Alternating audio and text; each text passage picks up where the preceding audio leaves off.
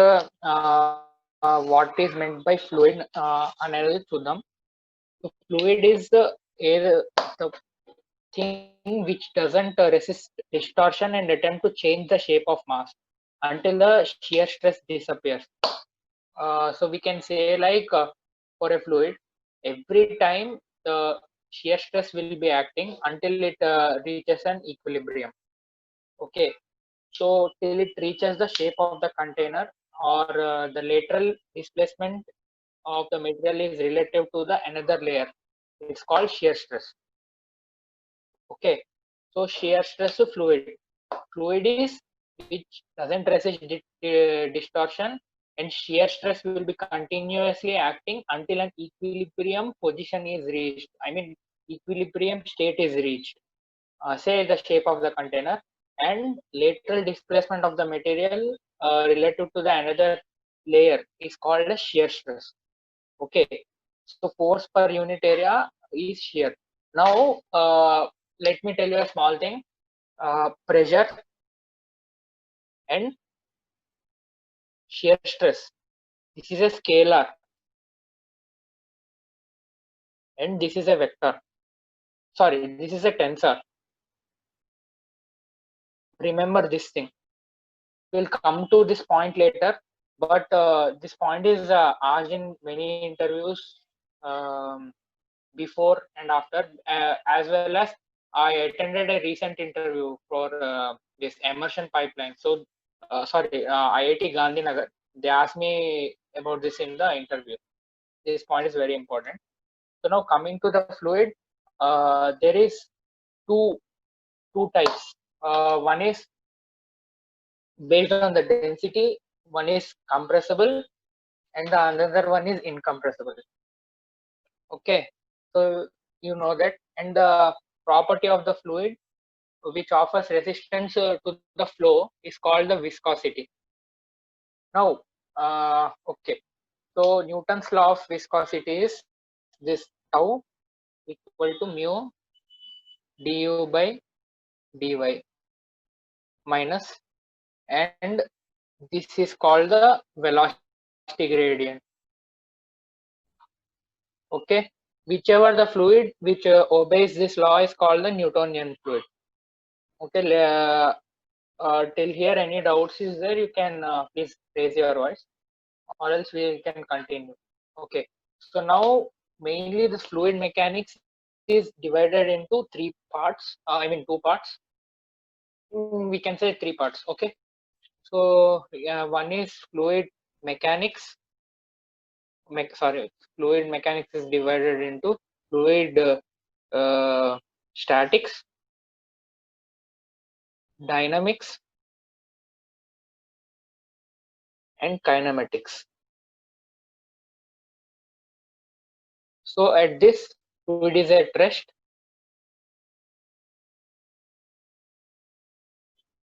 Okay, in kinematics, no force is acting.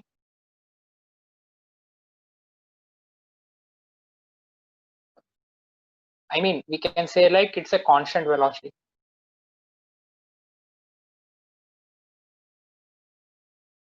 And dynamics is when force is acting. Okay, these are the three main sub branches, I mean subs of the fluid mechanics. Okay, till here I think everyone understood. It's a simple thing. Now let me come to the main point: viscosity and Newton's law of viscosity. So now tau equal to mu du by dy, right? Okay, so for every fluid this need not be the case. Some fluid obeys the power law. So power law in it, tau is the, okay, let me forget the sign convention first. Let me put it like this. So k du by dy whole power n.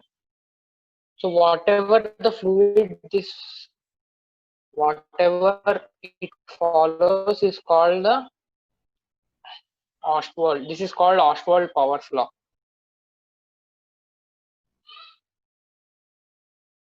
law. And okay, so if it's 1, n equal to 1, it's called the Newtonian fluid. Now, if n is less than 1, then it's called the pseudoplastic.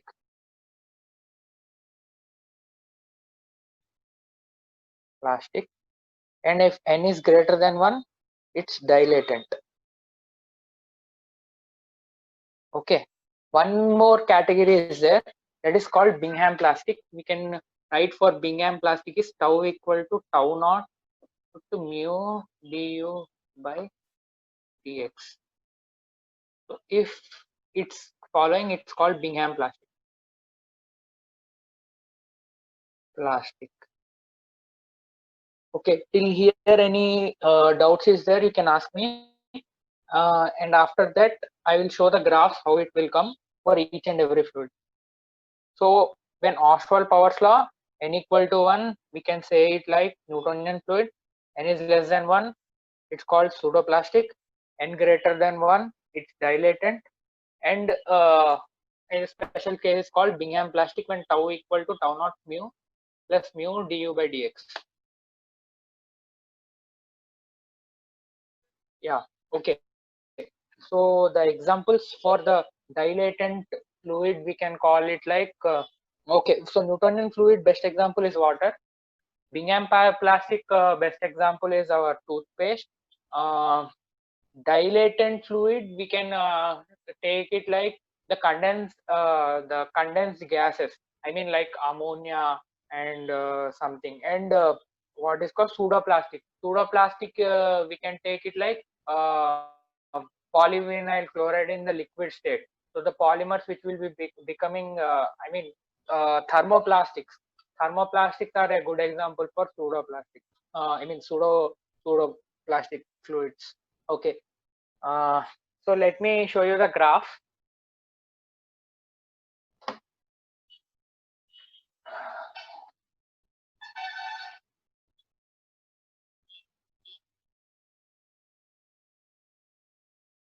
So for the Bingham plastic, let us draw this for du by dx, or velocity gradient versus tau.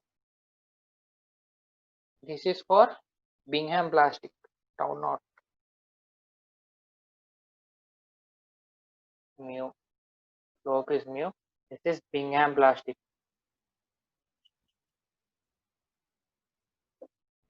This is Newtonian. Okay. This is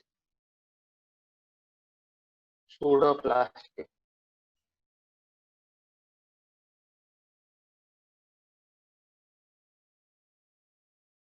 Pseudoplastic plastics will be, we can call it like, or crude oil. Crude oil is an example for pseudoplastic. Sorry, not pseudoplastic.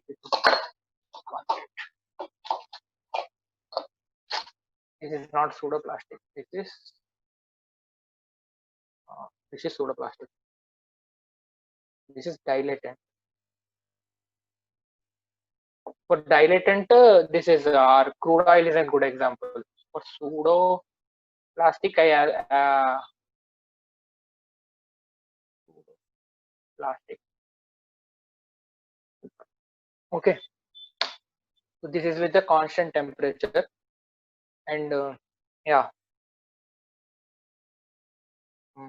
Okay, till here I think no doubts are there. Okay, this is simple one. Now coming to the fluid for which viscosity is dependent on time. Okay, so let us take this graph. Let us say this is time. Let this be what we can call, yeah, this is apparent viscosity.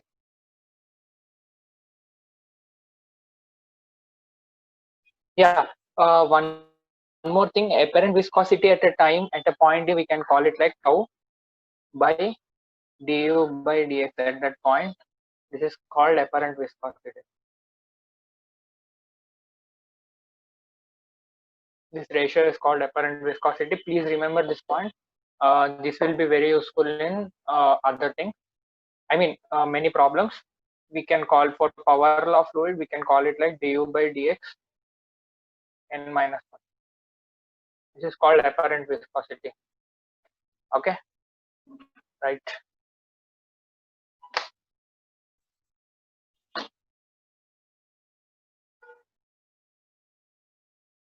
So as the viscosity decreases with time, and one more thing is viscosity increases with time, right?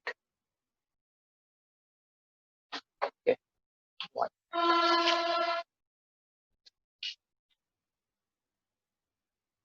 This is rheopectic.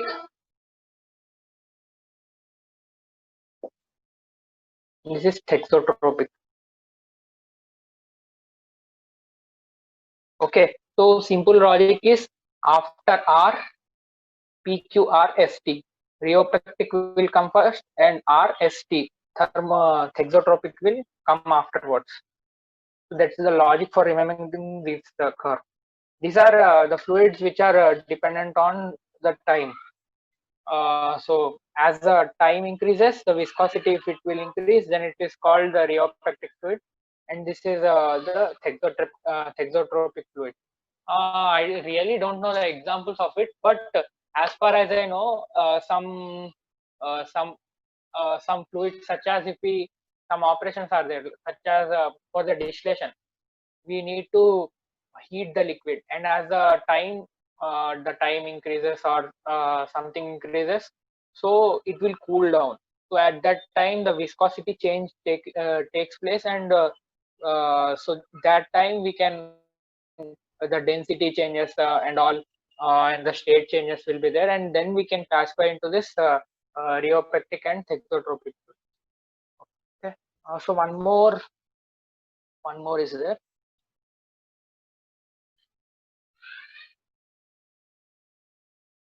Yeah.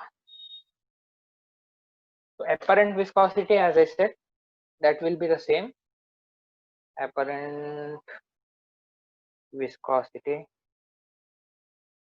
Okay. So this is K du by dx whole power n minus 1. Right. This will be the y-axis. This will be du by dx. Okay. So n equal to 1. This will be a straight line. Right. This is equal to the K. And if n is less than 1. Okay. If n is less than 1. Okay, so the graph will be coming like this, and if n is greater than 1, it will be coming like this. You can simply substitute in this formula for du by dx and this one.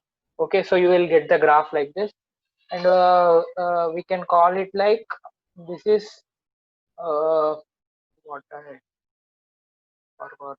Yeah, this is pseudoplastic. Pseudoplastic, and this is what this is called. What this is called as, this is dilatant. We already discussed those graphs, so you can I mean this recording, so I have already drawn the graph, right? This is Bingham plastic, this is dilatant, this is what we call it as pseudoplastic, and this is Newtonian. You can say like, this is B pseudoplastic, this is Newtonian, and this is D, B, C, and D. You can remember. This is du by dx, this is tau. Okay, so till here, if any doubt is there, you can ask me. And next concept, we'll move to the some small concept called the cavitation. Okay, cavitation, I will discuss it later. So let us move it to the point of surface tension. So surface tension,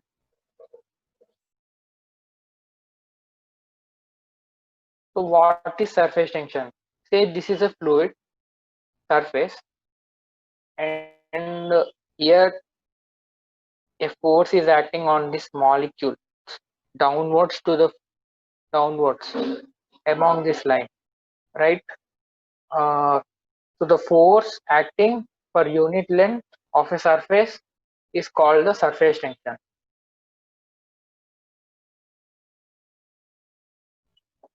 right? You can say it like energy per L into L. For F into L is E, right? Energy, right? F into L is E, energy per unit area, L square. So energy per unit area is also called the surface tension. Okay, so for the surface tension, if the surface is high, then obviously the surface tension will be high. So for things, one is this jet. Okay, so another one is bubble. Right, and the other one is drop. So for the jet, the surface tension be sigma, so the pressure will be 2 sigma by d. For the drop, it will be 4 sigma by d, and for the bubble, it will be 8 sigma by d. So these are the three important formulas. This will be asked for the gate for 1 mark, or very few times some question may come for the 2 marks also. But yeah, for 1 mark this will be asked. So remember this one, 8 sigma double.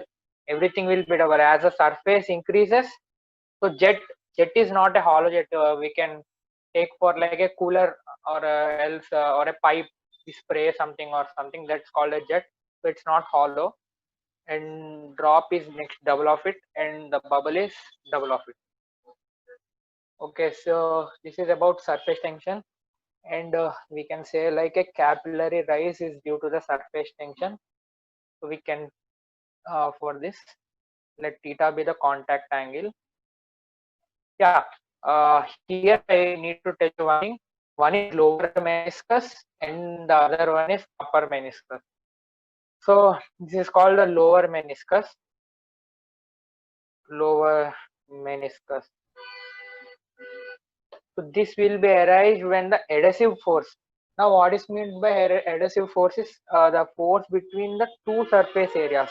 So this is between the glass and this is between the liquid. So this is liquid. So force between them is called the adhesive, or intra. We can call it like the two different molecules between the force between them. That is called the adhesive force. For lower meniscus formation, the adhesive forces will be high, and for the upper meniscus formation, this is upper meniscus. So intermolecular forces will be high.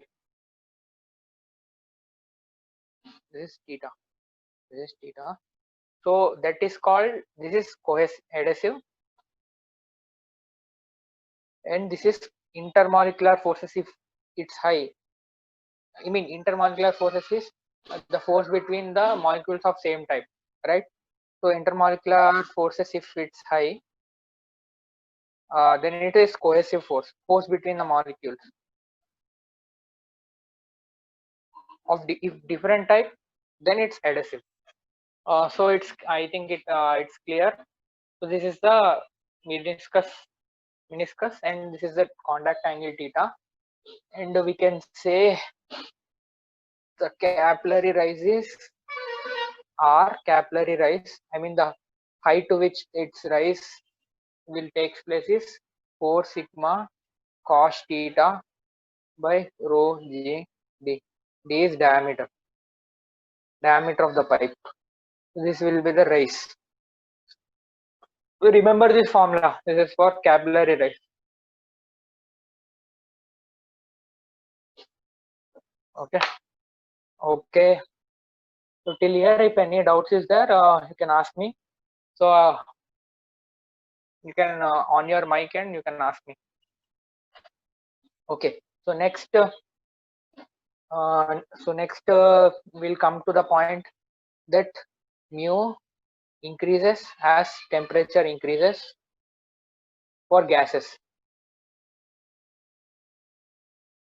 and mu decreases as temperature increases for liquids. Okay, for liquids, as I said, intermolecular forces.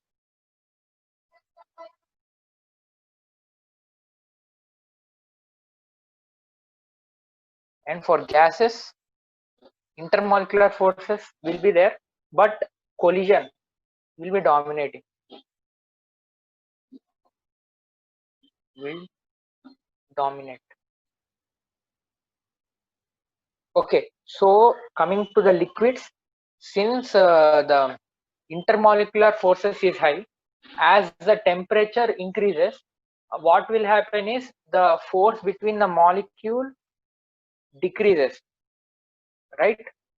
Force between the molecule, these are the two molecules. If you are decreasing the temperature, then the force between them increases because they come closer, and this will increase the viscosity. I mean, this will offer the resistance to the flow. Okay, it will, if the particles come together, then it will become like gummy type, or it will increase. I mean, the force between them will increase. Whereas, so as the temperature decreases, the viscosity increases, or the viscosity decreases, temperature increases. So if as the temperature increases, the distance between them will be more, and the molecules will be free to move. So this is for the liquid. Whereas the gas, so say these are the gas molecules. So intermolecular forces will be there, but as the temperature increases, it will attain the mean free path. Have you ever heard about it many times, right? So without collision, the path traveled by a particle is called the mean free path. So for the, as the temperature increases, the mean free path of the particle decreases, right? So as the collisions increases, and as since there are more collisions, and the collision, these forces dominate, the diffusive forces dominate more over the intermolecular forces. So this will, here, as the temperature increases, the viscosity mu increases, viscosity increases. So if there is there, this is very important question. Every interview, if you go to any interview, or if you sit for anything, they'll surely ask this type of question. Okay, I hope everyone can hear me. If not, can please unmute and tell me. So let us move to the next topic. Yeah, so we discussed about the surface tension. Now let us go to a topic called hydrostatic equilibrium. From here, we'll start fluid statics.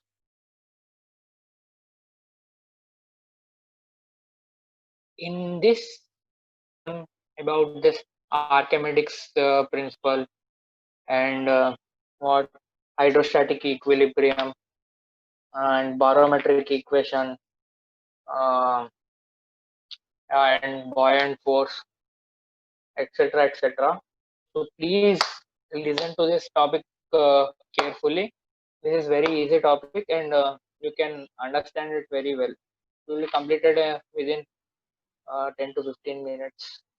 Okay. So hydrostatic equilibrium is, if you have this one vessel like this, and some or the other type of vessel, say they are of same height. Okay, so the pressure here at this point, at pressure here at the same height,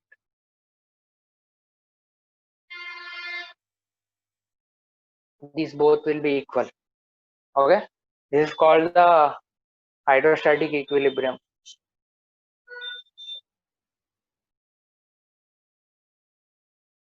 Okay, so this is called the hydrostatic equilibrium for a static, I mean, for a static container or something. The pressure at the same point will be equal, and the pressure will be acting at this surface. Pressure will be acting on all the directions. Okay, this is one point. This is called the hydrostatic equilibrium. The pressure will be acting in all the directions of that particle. The pressures will be equal. So I hope everyone is clear. Now let us write and yeah. So this principle we are going to use in the manometric equation and manometer head for balancing the pressure. Okay. Yeah. So next we'll move on to the barometric equation.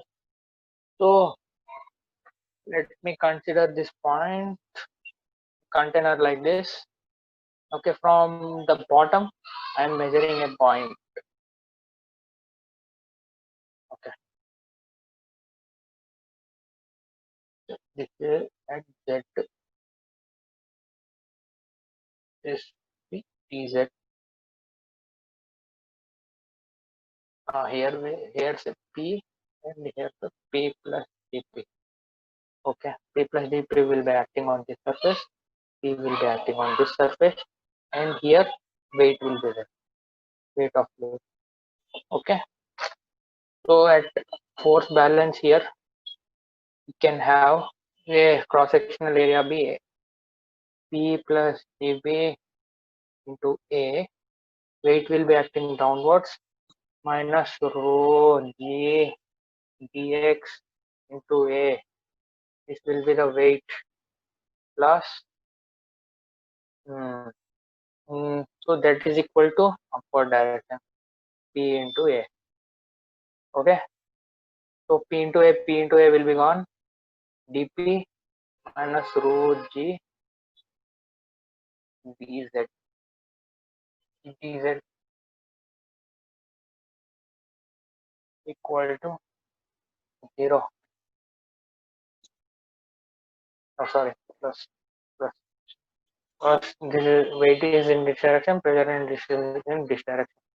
This is called the hydrostatic law.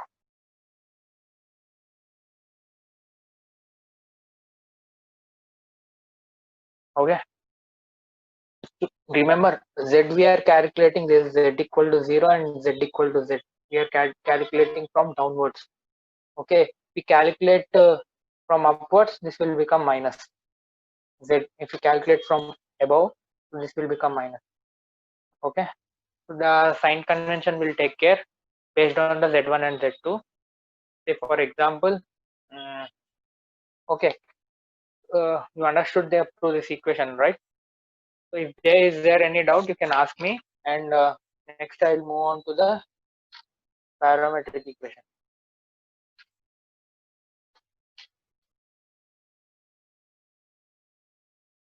Okay, so let's move on to the barometric equation.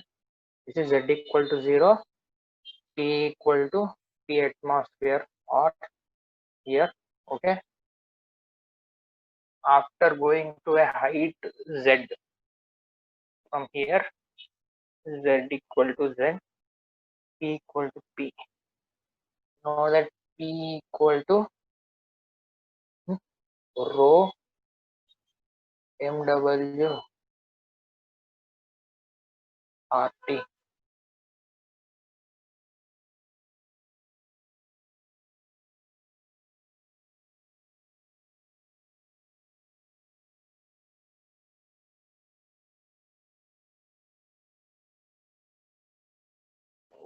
Okay, power is gone. Hello, can everyone hear me? Yes, Anna, you can hear it. Okay, okay, right. Oh, again, power is gone. I'm running on my mobile data. Now it came again. Yeah, so this is P equal to rho RT by MW. Remember this formula. And we have dP equal to minus rho G dz. And here in rho's place, we can have uh, PMW by RT G dz minus. Okay, right? Capital P. 1 minute, let me rub.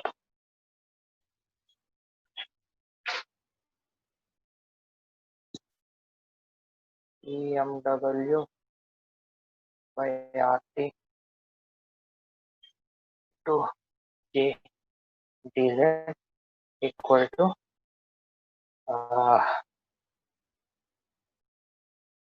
yeah, what forward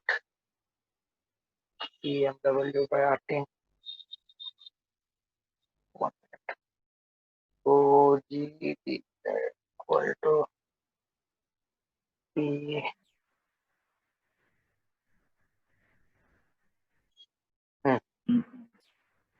So this is dp, right? Okay, so let us take p here, and we can integrate. Minus is there, 0 to z. This is p ground, that is equal to p atmosphere, and this will be p. So ln p by p equal to minus mw t j z. So this is called the barometric equation.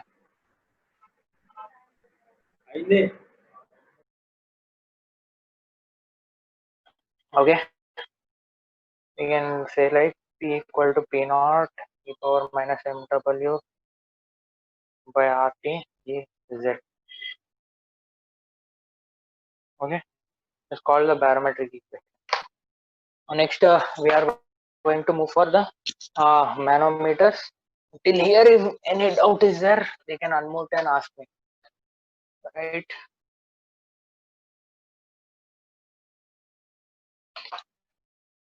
Okay.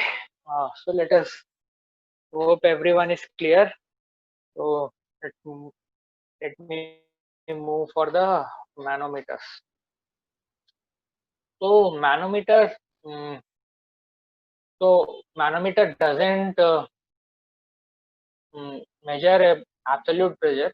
It measures gauge pressure or a pressure difference, I can say. For example, fluid is flowing here. We can put a manometer over here like this. This is a U-tube manometer.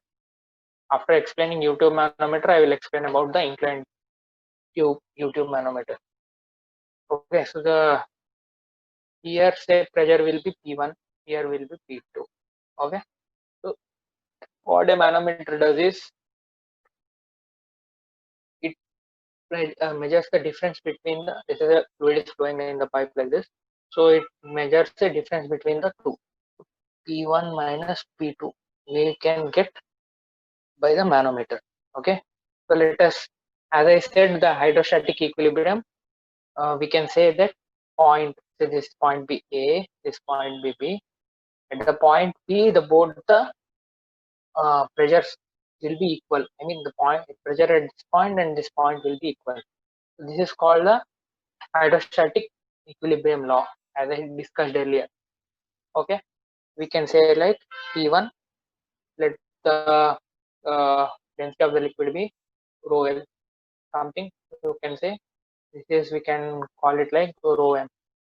Okay, so we should must ensure that this is a the densities are not equal for the both the liquids. So we can say P1 plus rho L G. Yet this will be delta H. Okay, so this will be delta H. Sorry, let it be H. Let it be H. Okay, right. CH plus equal to P2.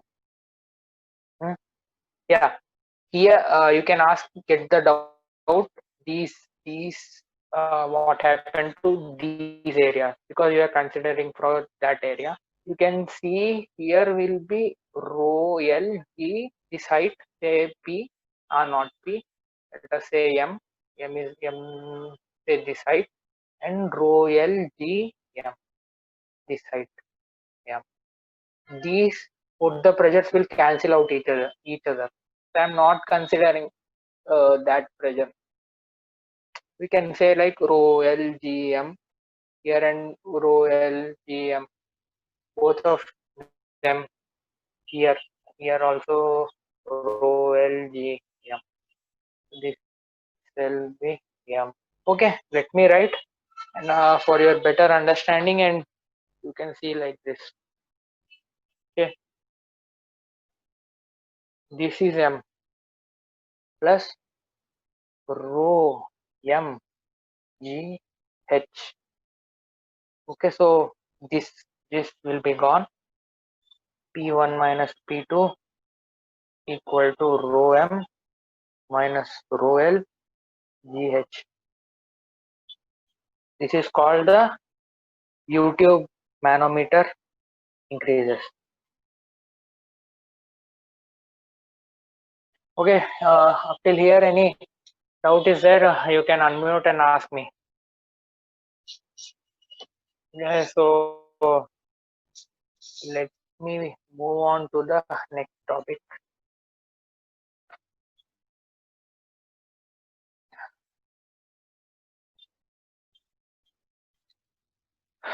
So what is the equation? Delta P equal to rho M minus rho L G H is simple. Inclined tube manometer. This is an inclined tube. Why we take inclined tube manometer is range, better range. This will have, say, compared to vertical, hypotenuse has a more length, right? So we can have a more range of pressure. I mean, accuracy will be high, will be a bit high compared to the YouTube manometer. Okay, so these are the measurements. Let us say here the distance is h. Say like this,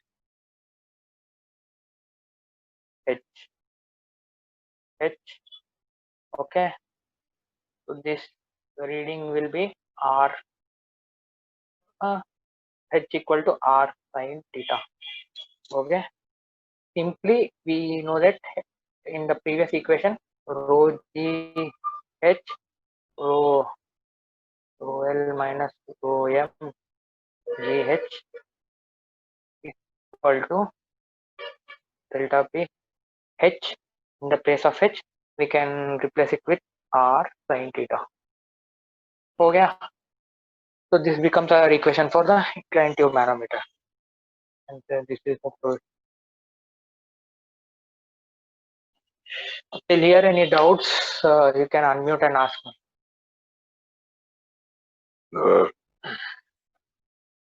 So manometer, these will be more than enough, and let me talk about piezometer. This is, let us say, a fluid is flowing here, is open to atmosphere. You have an opening like this for a tube or a pipe. If it raises till H,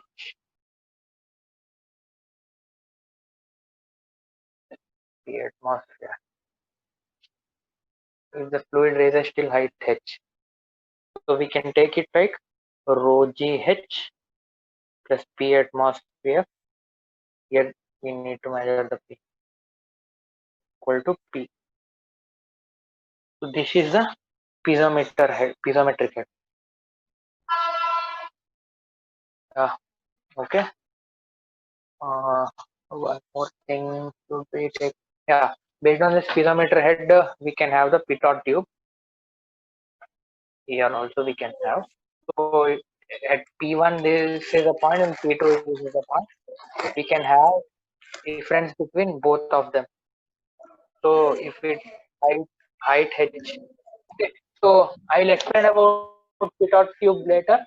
You understood about the piezometric head, right? So let's move into the topic. So pitot tube. Yeah. one thing, we can't use the piezometric head for the gases, since that seal will be open and the gases will flow out. So at this point P1 surface, it's a P1, and here say it's P2, and here the fluid is flowing like this. So this, so here the difference. Session లోనా నేను ఎందుకు call చేస్తాను. Okay. So let us say the difference between here is H. Similarly, we can apply the equation.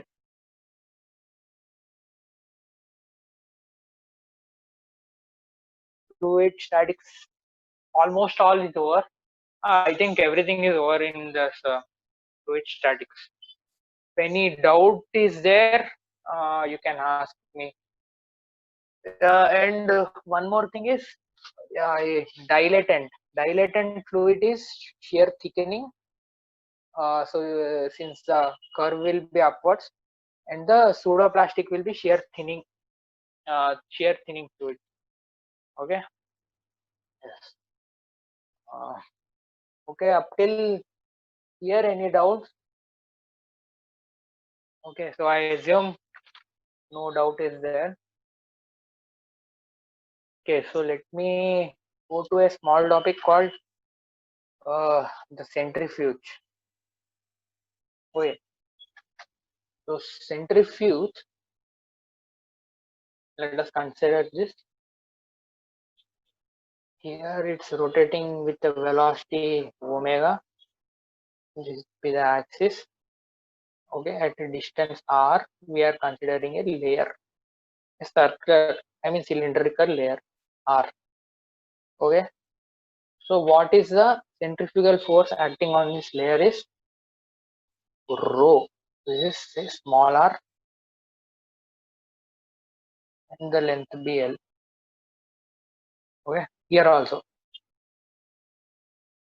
r, this be dr. So the centrifugal force will be rho l m r omega square, and what is the area? Pi r l. So this will is the pressure. Okay, r will be going out, and what we can call it for the m? Yeah, okay, so this is pi rl into rho omega square. This will be m, or else we can say dm by pi l. Okay, l will be gone, pi will be gone, omega square r dr. Okay, so here, so if we consider like this is r1, and say this is r2, if we want to measure the pressure difference, that will be delta p. We can integrate between r dr, integrate r1 and r2, so we can have omega square r1 r2 square minus r1 square r2. We can say, right, here we can write omega square r1 r2 square minus r1 square by 2 equal to delta p. Right, here this is the formula, and here we are getting the answer. This is delta v. This is a equation for the pressure difference for a centrifuge. So this will be asked in the examination of the gate. Till here, any doubt is there, you can ask me. Okay, so let me move to the next topic.